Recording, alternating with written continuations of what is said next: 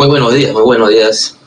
Vamos a dar por inicio la sesión filosófica de hoy.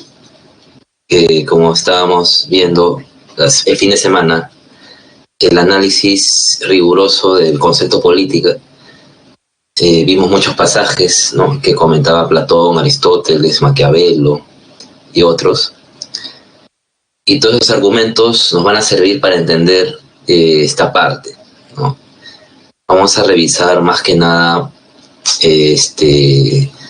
las ideologías, ¿no?, las ideologías políticas, por qué se imponen, por qué se creen, por qué se adecúan a la realidad muchas veces o no se adecúan, ¿no? Entonces vamos a revisar este tema interesante y, como siempre, sus preguntas, sus argumentos, sus sugerencias, comentarios, atento, ¿no?, para responder. ¿Empezamos?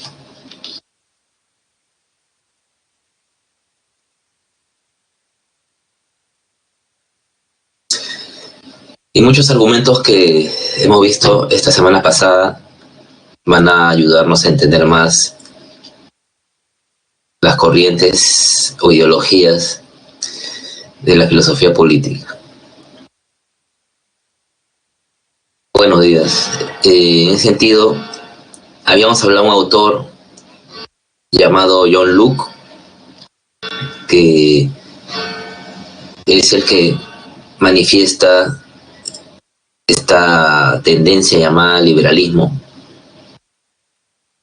Y recordando un poquito, ¿no?, decíamos que si bien hay un estado de naturaleza, ¿no?, donde todos, desde que nacen, son libres y uno al otro, ¿no?, hay una libertad de todos, y de esa manera actuar, ¿no?, trabajar, etcétera.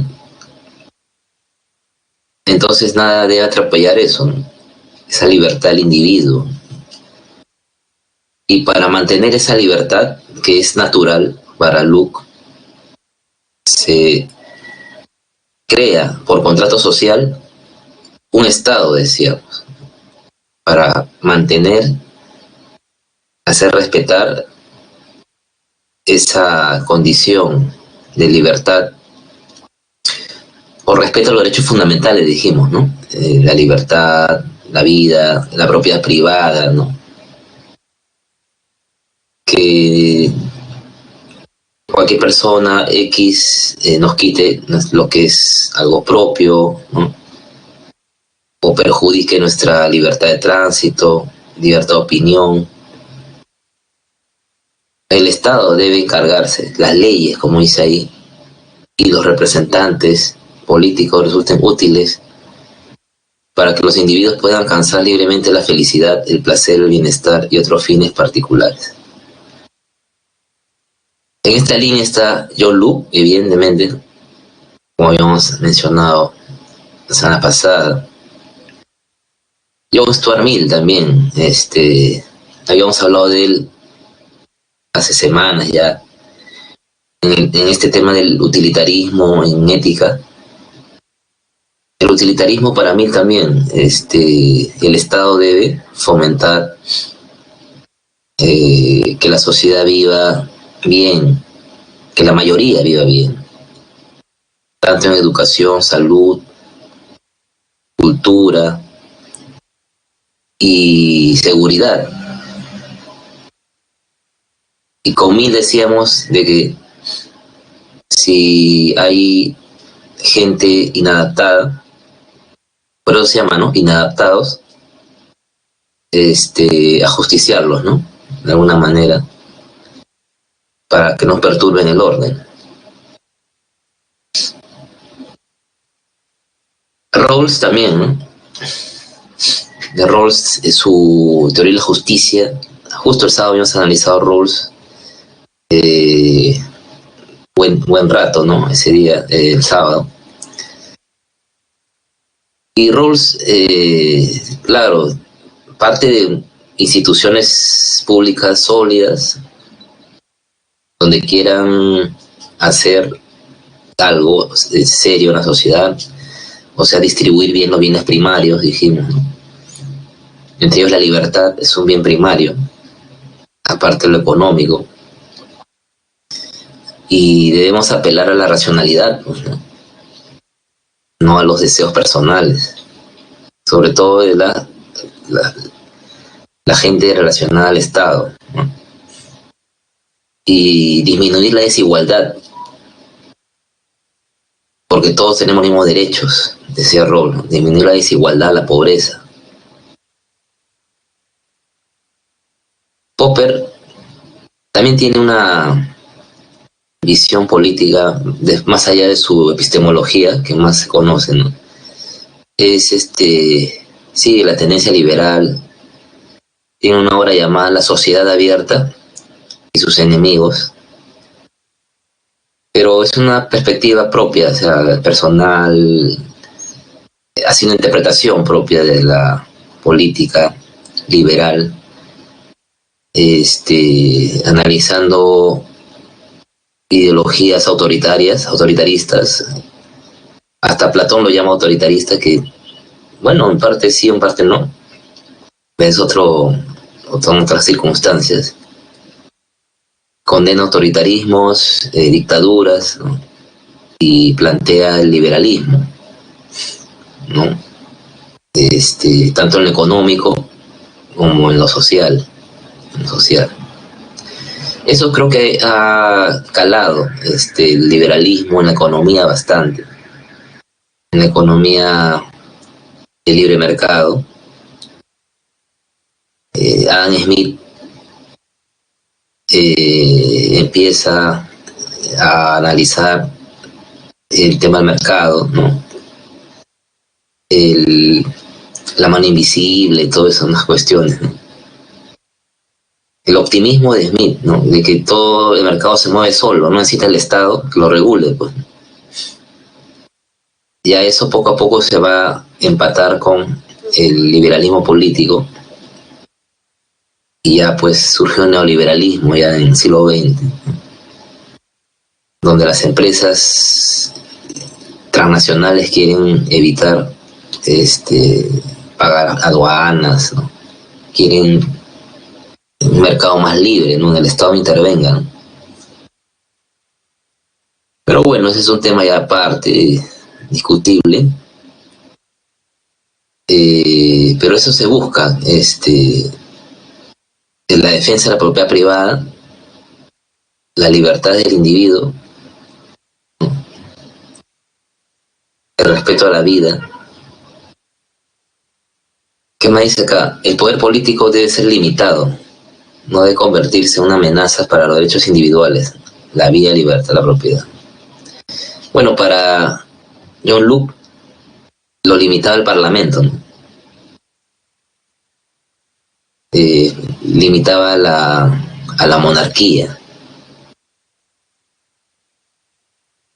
como una monarquía constitucional, algo así, ¿no? Recuerden que antes de Locke estaban los absolutismos, ¿no? De Thomas Hobbes, de Maquiavelo, de cierta manera, ¿no? Y se buscaba ya una cuestión que frene ese absolutismo, ¿no? Pues un parlamento representa una población. Esa es su principal labor.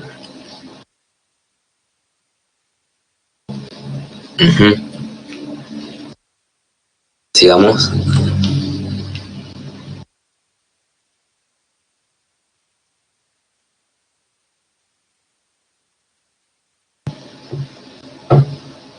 Vamos al republicanismo, otra tendencia, corriente política que también es representativo, ¿no? Se dice República X, ¿no? Cualquier país que se ha independizado una dominación respectiva. Por eso las repúblicas que surgen después de la independencia, ¿no? Aquí en Latinoamérica, de la corona española o otros países europeos. Y al independizarse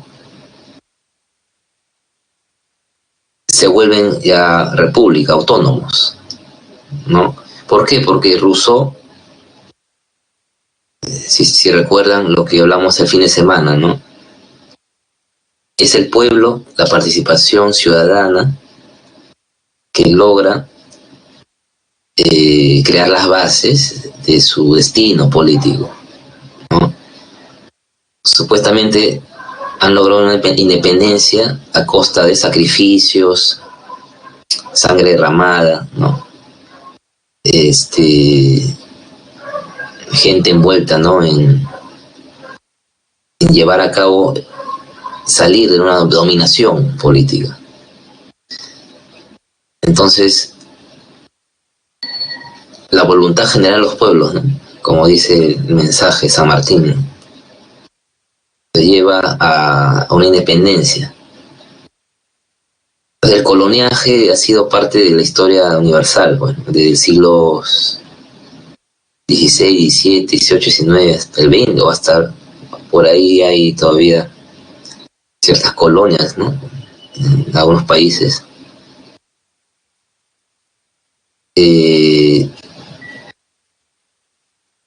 Por ejemplo, muchos países han liberado de la colonia británica, ¿no?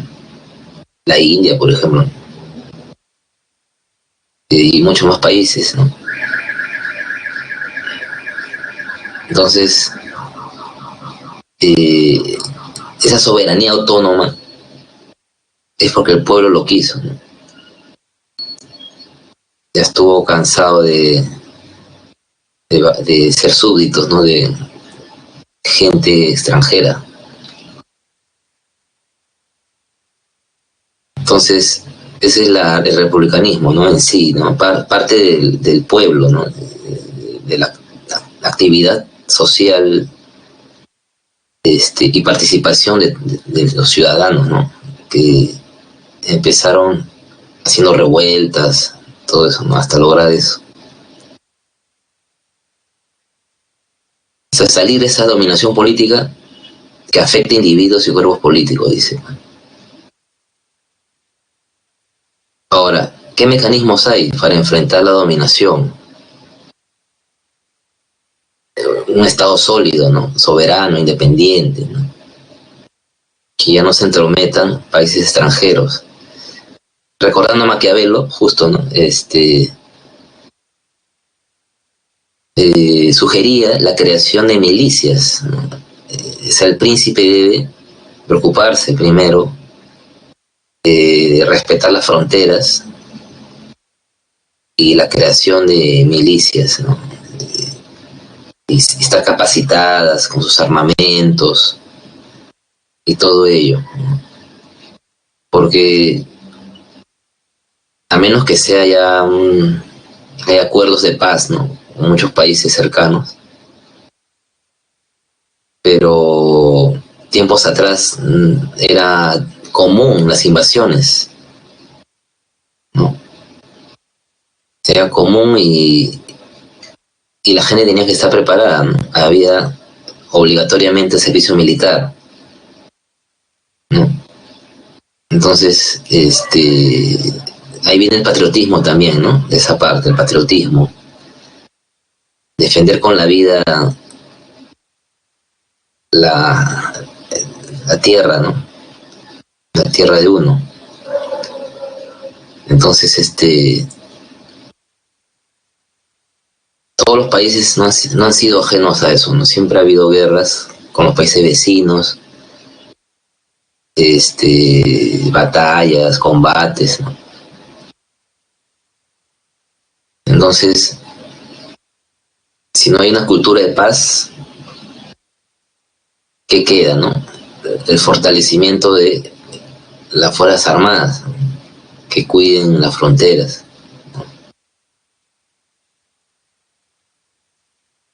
Dice, un gobierno cuya constitución y leyes se encuentren por encima de cualquier poder particular. Claro, una república ya hecha, constituida, autónoma, soberana, ya tiene que tener una constitución, una carta magna, pues, que esté por encima de intereses particulares, económicos, y ser reflejo de lo que la población pide. La población necesita, ¿no? Entonces, una constitución debe velar por los ciudadanos a los cuales le obedecen a la constitución.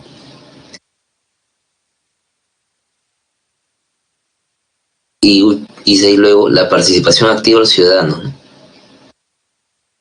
Claro, cuando dice de forma interna, externa, externa pone guerra, ¿no?, con los países vecinos. Interna cuando surgen tiranías, ¿no? Tiranías, ¿no?, dictaduras. Y ahí el pueblo tiene que salir a las calles, ¿no?, cuando hay poderes autoritarios, poderes corruptos, ¿no? El clamor popular, y hemos sido testigos, ¿no?, puede sacar mafiosos, ¿no?, gente inescrupulosa del poder estatal. Más aún con el tema del gobierno, ¿no?, si es mal habido. Por eso el republicanismo, que dice mayormente república, ¿no? República del Perú, República de Brasil, ¿no?, etcétera, ¿no?, de Colombia, porque hemos conseguido una autonomía, ¿no?, a través de la independencia, ¿no? Es nuestro bicentenario este año, ¿no? Ha habido mártires, próceres, ¿no?,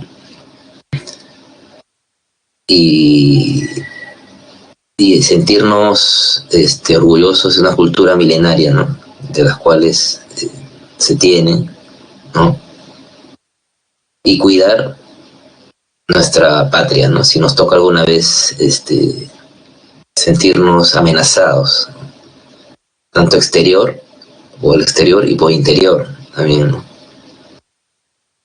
Y ahí tiene que ver mucho la educación cívica, pues, ¿no? La educación cívica que se reclama mucho en la educación, en la escuela, ¿no? Ahí los valores se enseñan, pero a veces no obligatorio, ¿no? Entonces, debe ser obligatorio una cultura cívica que nos haga conocer nuestra historia, nuestros símbolos patrios, ¿no? Respetarlos, ¿no? La bandera, ¿no? Y todo ello, ¿no? Respetarnos a nosotros, a uno a nosotros mismos, ¿no? Creo que por ahí hay que empezar, ¿no? Reconocernos que quizás nuestro país sea pluricultural, la diversidad de costumbres y todo, pero la idea es ser unidad, pues, ¿no? Como decía Heráclito, pues, ¿no? La diversidad en unidad, ¿no? Ser un todo. Eso nos falta, ¿no? Ser un todo, ¿no? Entonces, a veces pensamos cada uno por su cuenta o cada región, pues, ¿no? Y eso se logra con educación, valores, civismo, ¿no? Y superar las barreras mentales, ¿no?, heredadas del coloniaje, pues, ¿no?, que ha quedado a veces hasta el día de hoy mucho. Sigamos.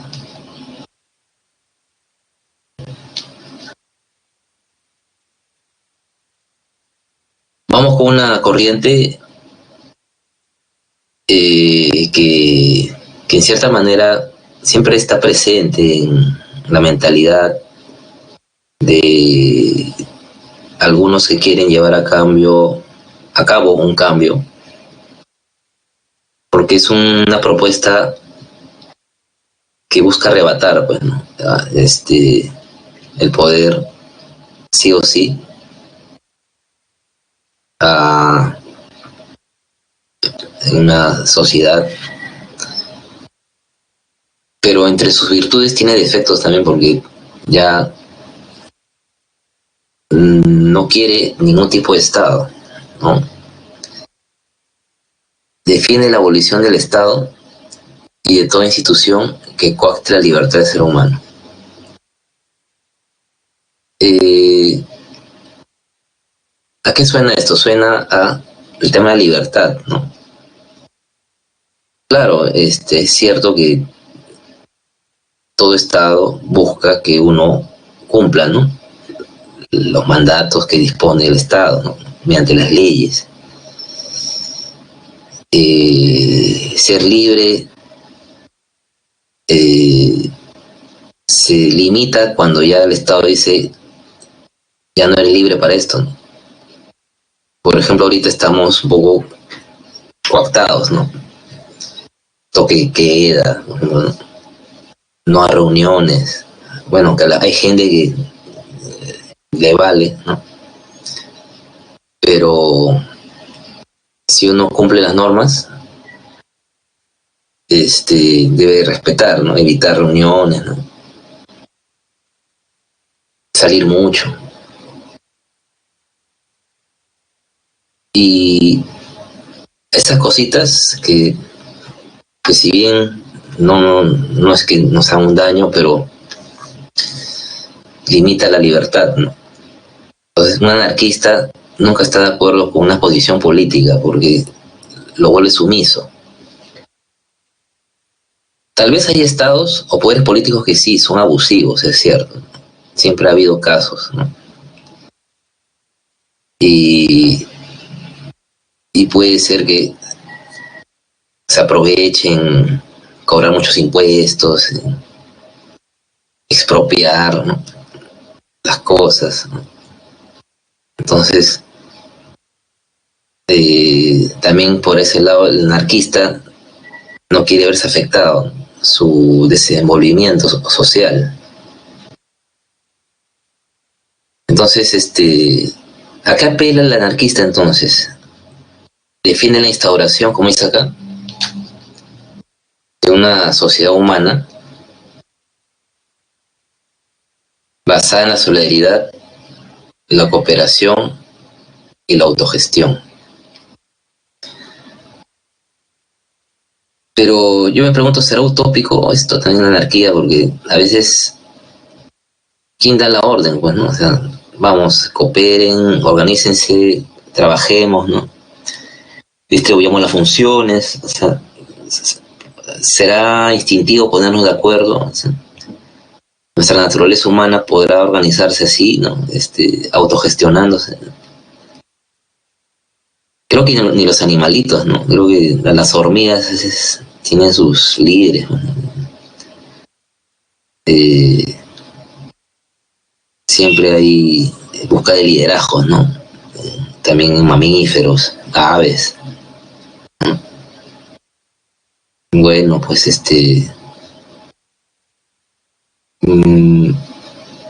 siempre se busca la competencia, ¿no? Nietzsche, por ejemplo, está en contra de esto, ¿no? La idea es competir,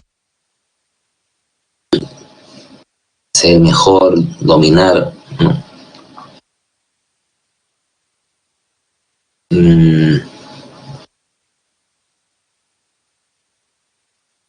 Claro, ¿no? Ahí su compañera Andrea comenta la idea del alfa, ¿no?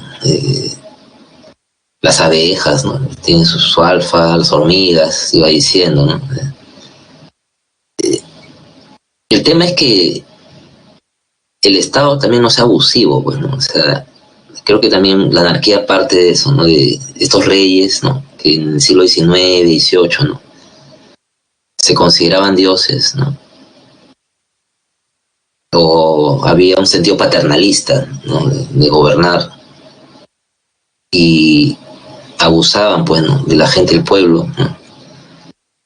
Ese rencor que ha generado en la población ese entonces llevó a concebir una anarquía, ¿no?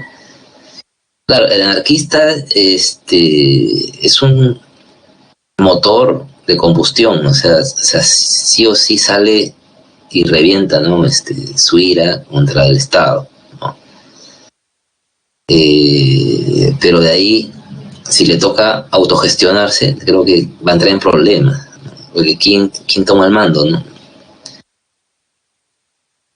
A, a partir de la segunda mitad del siglo XIX, el anarquismo deja de ser una propuesta especulativa sobre un mundo futuro para hacer un programa de revolución. Claro, es un programa de revolución, más que nada anarquismo. Siempre está detrás de las revueltas, para echar fuego, ¿no? Como se dice, ¿no? A todas las clases trabajadoras. Por ejemplo, acá en Perú, González Prada fue anarquista. Los libros anarquistas fueron de los rusos, Bakunin, bueno, Kropotkin. Ellos son los más emblemáticos, los rusos, Bakunin y Kropotkin. Sobre todo Bakunin es más conocido. Y González Prada leyó mucho a Bakunin. Y González Prada tiene artículos que sugieren, ¿no?, un anarquismo, una cooperación de los trabajadores, con autogestión constante. Proudhon es contemporáneo a Marx, de Prusia, pero Bakunin es el más representativo. Y ahí está su lema, pues no tengo ni Dios ni amo, no tengo Estado ni líder ni ídolo, no tengo ejército ni patria, no tengo color ni raza, no tengo nación, pero tengo corazón. Entonces, es un poco complejo, ¿no?, el asunto, ¿no? Creo que por sentido común a veces siempre hay que delegar funciones, ¿no? Eso desde los animales se nota, ¿no? Pero el anarquismo siempre está detrás, ¿no?, de las revueltas para echar fuego, como se dice, ¿no?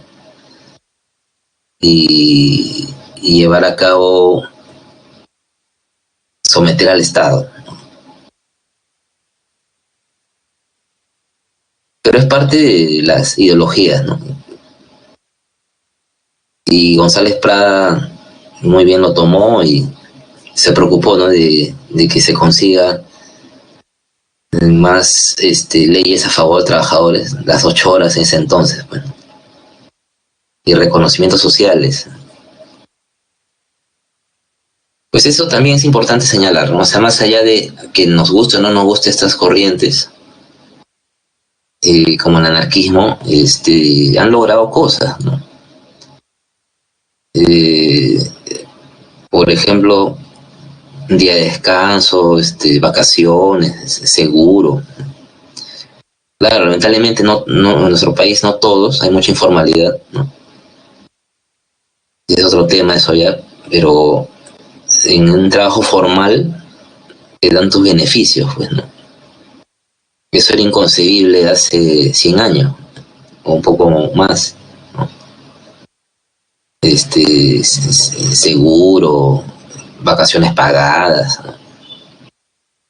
¿no? Etcétera. Sigamos.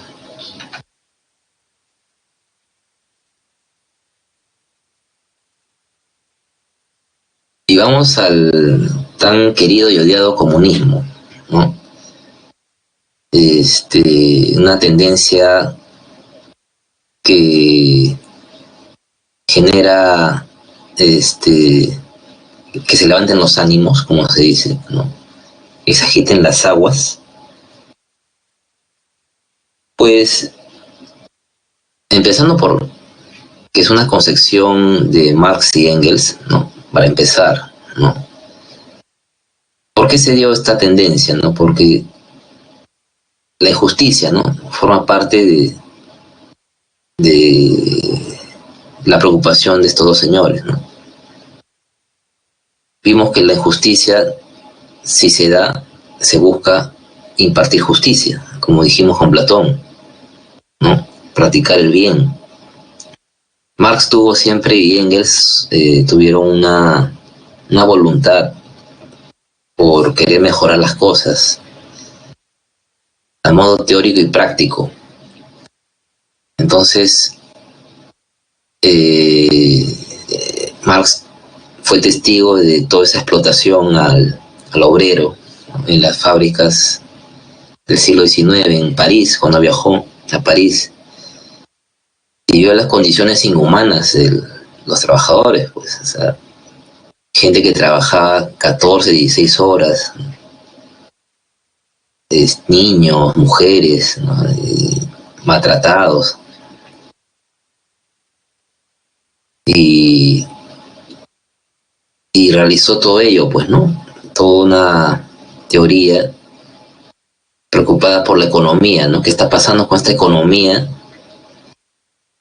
que Adam Smith propuso, ¿no? Del capital. Entonces, este capital,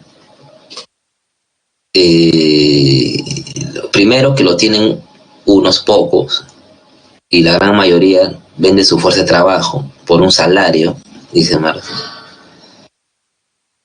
Y el asunto es que en el trabajo el obrero tanto se esfuerza por su creatividad, ¿no? Y deja su sudor, sus horas, ¿no? No ve a su familia, nada. Y lo que crea vale más que él, ¿no? Lo que crea tiene un valor y él no. Y el plusvalor viene porque trabaja más horas y el dueño coge eso y los trabajadores quedan deshumanizados. O sea, lo que crean vale más que el trabajador. Y hace todo un análisis, ¿no? Estadístico de Marx. Y es por eso que Marx y Engels se concientizaron y se preocuparon de que la clase trabajadora se organice. Entonces, Marx, de lo que empezó siendo hegeliano, va a volverse ya, bueno, valga la redundancia, ¿no? Un dogmático ya en sus propuestas y va a ser más práctico ya no tan teórico como en su juventud, que defendía la sociedad civil, las leyes, ¿no? O sea, digamos que las leyes pueden regular esto, ¿no? Siendo un poco objetivos, ¿no? Una sociedad justa y leyes, ¿no? Que regulen el justo pago, ¿no? Pero al final Marx se da cuenta que no se puede, o sea, si el capital domina las relaciones sociales, entonces, ¿qué hay que hacer? Hay que generar actitud práctica, revolución, dice. Bueno. Y ahí escribe, donde marca su giro es en la introducción introducción a la crítica a la filosofía del derecho de Hegel, ¿no? Ahí en esa introducción famosa habla de que los obreros tienen que reunirse, ¿no? Tienen que formar grupos, ¿no? Revolución, ¿no? Abolir la propiedad privada. La filosofía es la cabeza, el corazón, el proletariado, dice, bueno.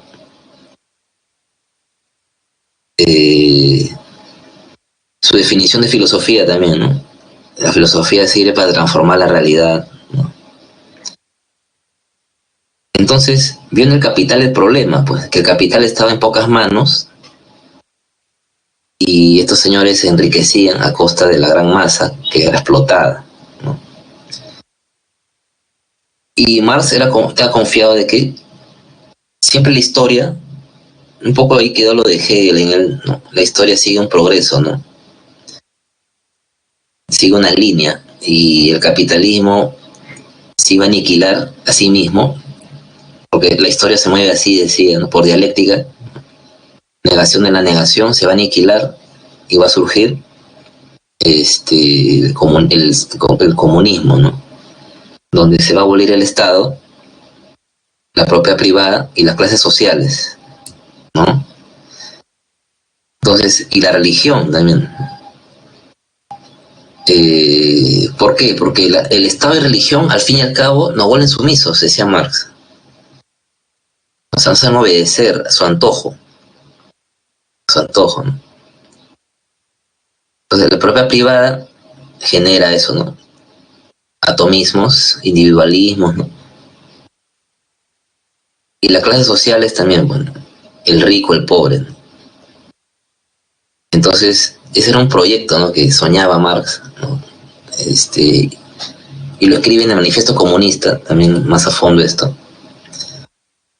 Pero claro, en teoría, cuando uno lee Marx se siente la pasión, en la tinta de Marx se siente, suena bastante, da ganas de llorar a veces cuando uno lee estos libros, por la emoción, pues, ¿no? O sea, porque tiene una intensidad su prosa, por eso su genio radica en calar a la gente, pues, ¿no? Pero llevar a la práctica es difícil, pues, ¿no? Por muchas razones. Y no se ha logrado, pues, se ha logrado medias, ¿no? Siempre se ha priorizado un aparato estatal, ¿no?, detrás de esta maquinaria, ¿no? No ha habido una sociedad sin Estado, o sea, no se ha logrado a medias y no se ha podido, y no se podrá, creo. Justo hemos hablado de los animales un poco, ¿no? O sea, los animales también tienen una jerarquía, ¿no? Tienen líderes, ¿no? Y abolir el Estado es complicado, ¿no?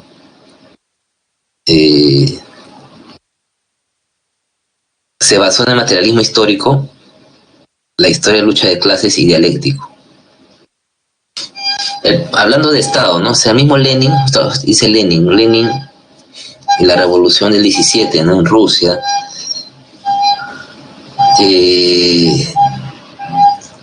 implantó un partidismo, con los bolcheviques, pues, ¿no? Todo ese asunto, una historia también fascinante. Lenin también fue perseguido, exiliado, ¿no? Hay una historia fascinante de esos años de la década del 10 en Rusia, ¿no?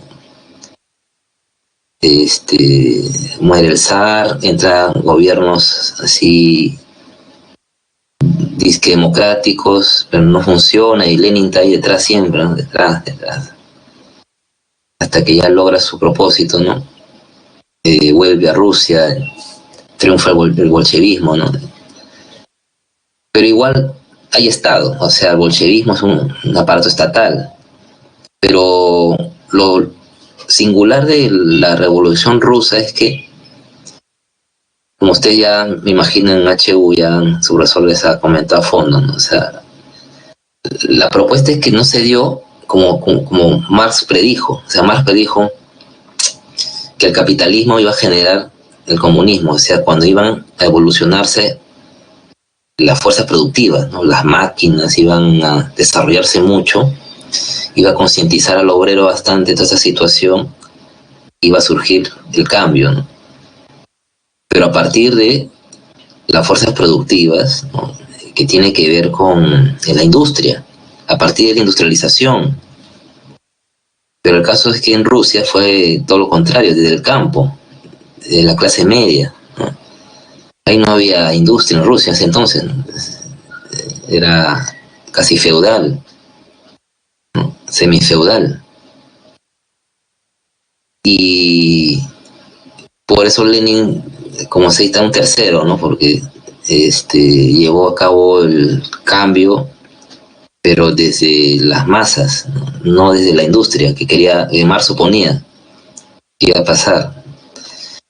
Para Marx en Inglaterra iba a ser el asunto del cambio, ¿no?, por el tema del desarrollo de las industrias, ¿no?, y concientización del obrero, pero en Lenin fue desde las masas, ¿no?, la clase media. Y bueno, y no ha habido eliminación de Estado ahí, ¿no? Sí ha habido eliminación de propiedad privada, clases, sí, un poco, pero muere, pues, ¿no? Y entra Stalin y ahí creó todo su aparato burocrático. Los trotskistas, un poco que sí eran más radicales, pero Stalin, ¿no?, los aplacó, ¿no? Eh, ¿Qué más dice ahí? El devenir histórico ha producido el surgimiento del sistema capitalista en cuyos senos proletarios burgueses luchan. Bueno, es algo que se ha dado en muchos países, ¿no? O sea, pero con diferentes circunstancias, eso sí. O sea, cada país es diferente, pues, ¿no? Rusia uno de ellos, ¿no? De esa época, ¿no? China luego, ¿no? Y muchos países más, ¿no? Pero siempre es eso, ¿no? Es que la gente ya está harta ya de ciertas cosas, ciertas injusticias, olvido del Estado, ¿no? Y la gente toma esta opción como un cambio, que en la medida de que se pueda hacer algo serio, o sea, puede generar una concientización, una valoración, ¿no? De los fines nacionales, patrióticos, ¿no? Y la justicia, ¿no? Creo que eso busca siempre esto, la justicia, ¿no? Busca la justicia siempre, estas ideologías, ¿no? Ahora, quien lo aplique no se sabe, ¿no? O sea, puede ser un tirano, puede ser un... Lenin fue muy egocéntrico, por ejemplo, Lenin.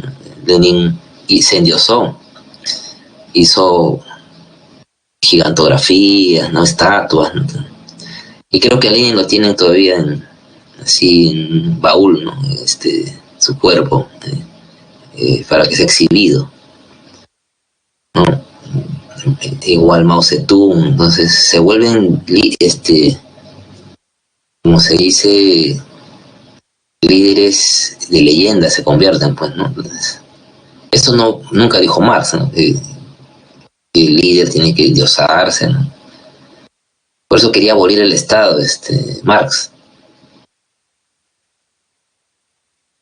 Por eso el comunismo se debe entender desde Marx, yo lo veo así. O sea, entender a Marx, ¿no? Porque ya los que vienen, Lenin, Mao y otros, ¿no? Son ya comunismo ya de otro estilo, pues, ¿no? Más personalistas, más caudillistas. En ningún momento Marx quiso liderar él mismo, ¿no? En la patria.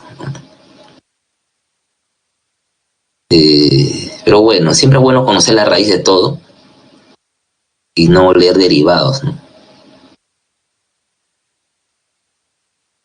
Pero bueno. ¿Alguna pregunta de las corrientes estamos viendo?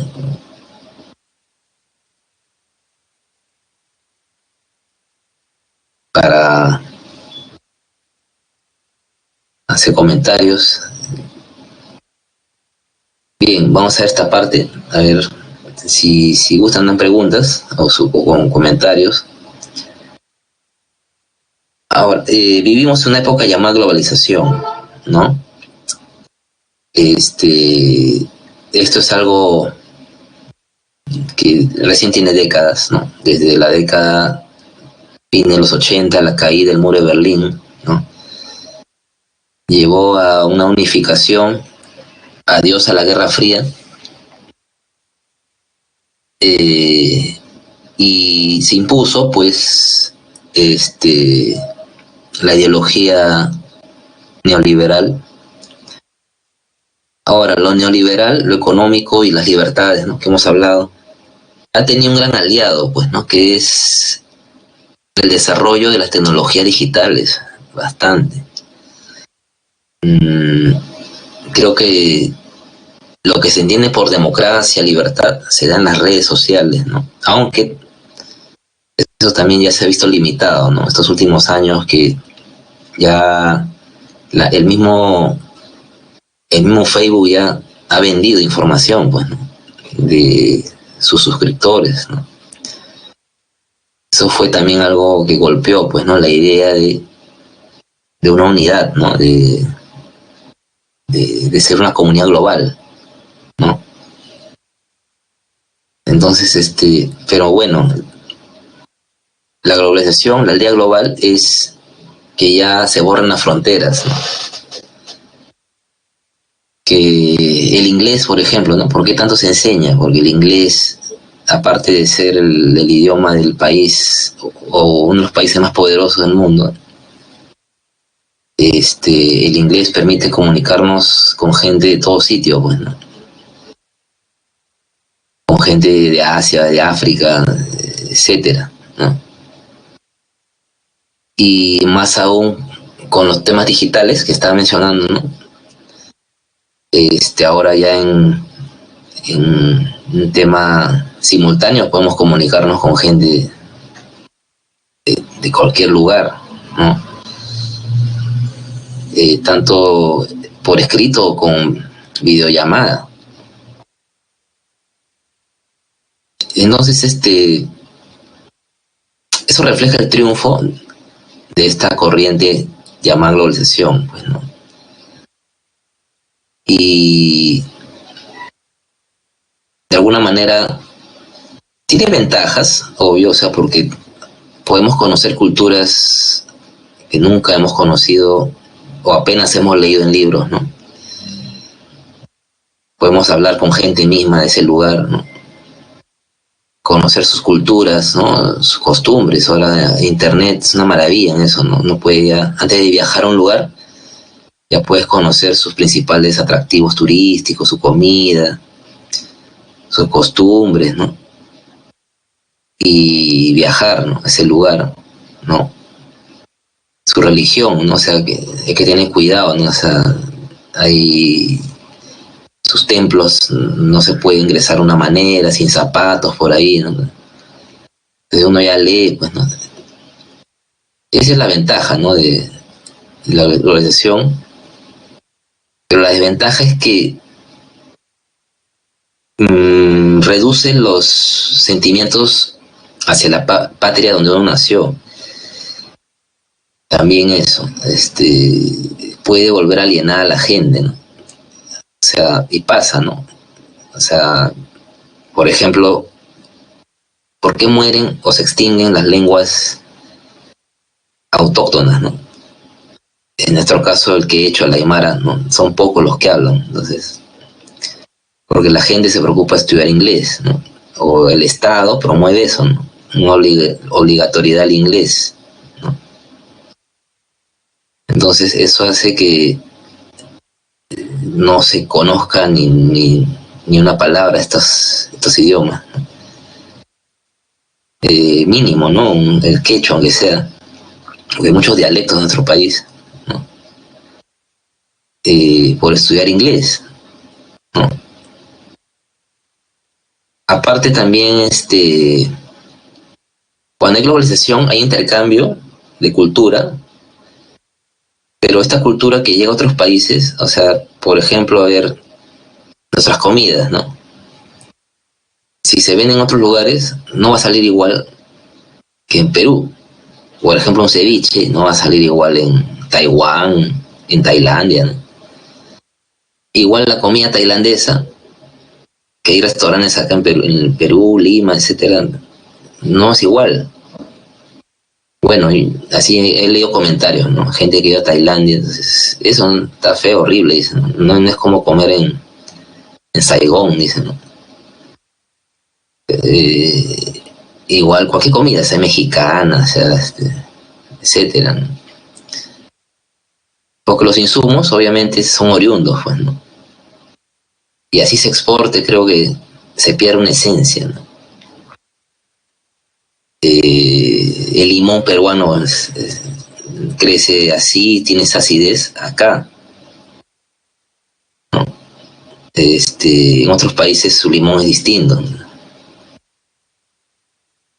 Entonces tiene su pro y contra esto, ¿no? La globalización, a eso voy, ¿no? Tiene pro y contra, ¿no? O sea, es bueno conocer todas las cuestiones culturales externas. El inglés abre puertas, es cierto, también hay que ser ingenuos, ¿no? Pero a veces nos lleva a perder nuestra idoneidad nacional, bueno, o sea, sentirnos arraigados, no desarraiga. La globalización desarraiga muchas veces, desarraiga, ¿no? O sea, y nos sentimos ciudadanos de otro mundo, y no conocer nuestra realidad primero, ¿no? Creo que es bueno conocer siempre nuestro país primero antes de viajar al extranjero, por ejemplo, ¿no? Porque si uno viaja al extranjero, a ver, a Estados Unidos, digamos, ¿qué hay en tu patria? Cuéntame, te dice alguien, un turista, ¿no? Y alguien dice, no sé, no conozco, no he ido ni a Chosica, ¿no? O a Ica, algo cerca, ¿no? Entonces, ¿qué pensará el turista? Esta persona no conoce su patria, no sus lugares. Entonces, por ahí hay que empezar, ¿no? Por conocer lo nuestro, valorar lo nuestro y salir al extranjero y hablar de nosotros, ¿no? Porque eso preguntan, eso es lo primero que te preguntan cuando hablas con un extranjero, ¿no? ¿Qué hay en tu país, ¿no? ¿Qué lugares, ¿no?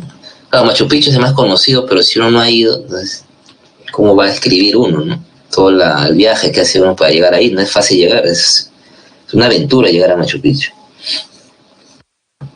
Huelaf, ¿no? No he tenido oportunidad de ir, pero tengo esa deuda pendiente después de esto, a Chachapoyas, ¿no? Voy a ir a conocer, ¿no? Y tantas maravillas, ¿no? Nuestro país, ¿no? Chan Chan, por ejemplo, ¿no? La pirámide de la luna, ¿no? Huaca de la luna, perdón, ¿no? De los moches, ¿no? Que sí conozco, eso sí, ¿no? Tantas maravillas, ¿no? Chicos, chicas, entonces, sí que está, ahorita no se puede, ¿no? O si uno va, se arriesga ahora, ¿no? El problema de eso, ¿no? Pero cuando se pudo ir y se irá pronto, creo que hay que empezar, ¿no? A viajar primero acá adentro. Para hablar de nosotros, pues, ¿no? Entonces, el peruano tiene que sentirse orgulloso de su tierra, ¿no? De sus valores. Así es, Guido, voy a tomar en cuenta tu comentario, ¿no? Si hay una persona que conozco que me ha hablado bien de Chachapoyas, ¿no? Y quiero conocer ese lugar también. Bueno, chicos, estamos cerca de la hora. El fin de semana seguimos hablando del tema. Y traen sus preguntas, pues, ¿no? El fin de semana, cualquier cosa. ¿Ya? Nos vemos entonces, gracias por su atención. Hemos hablado de muchos temas de la política, ¿no? Que son parte de la realidad y las decisiones que vamos a tomar. Gracias, nos vemos el fin de semana. Un fuerte abrazo, nos vemos. Igualmente, tengan una excelente semana, hasta el sábado.